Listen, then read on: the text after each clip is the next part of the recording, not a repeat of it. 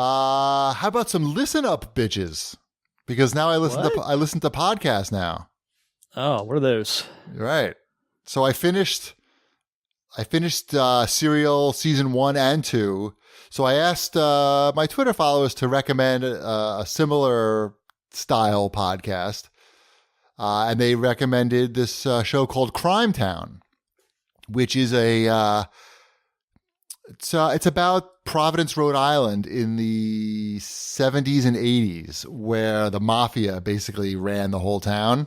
It was considered like the third biggest mafia-controlled city in the country. And it has, it's different than those other podcasts because they're not really investigating a crime per se. It's more of like a historical retelling. But they do a very good job of, they insert, unlike the other two shows, they insert sound effects and stuff when they're retelling the story. So it's in a lot of ways, it's sort of like a play going on in your ears. But it's very well done. And I'm sort of blasting my way through it. It's called Crimetown.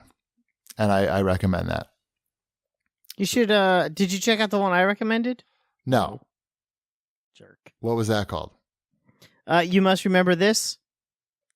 It's very good. It's about basically Hollywood in the last century. And she does different seasons, and each season has a topic. The most recent season was Dead Blondes. And she does, I think it was 8 parts, and each hour is a different blonde actress that died tragically from the 1920s through the early 1980s.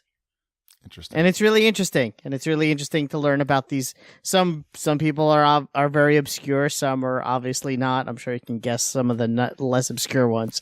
But it's really interesting. And, you learn a lot about, and yes, it has your depression and your crime in it, Chiefy, so I think you'd like it a lot. I can only do one at a time, so I have to. I really liked the season she did on The Blacklist, because I learned a lot about Hollywood and how politics changed in the early 20th century.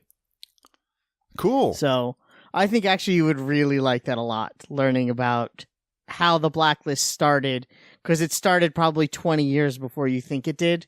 And it's very interesting. And it's very interesting to see how attitudes in Hollywood changed, how it was once a very conservative business and then a very liberal business and then a very conservative business again. Because everyone always talks about liberal Hollywood, and the idea of liberal Hollywood is actually a fairly recent thing. Huh? Maybe I'll check it out. I think you should. I think you'd like it. Cool.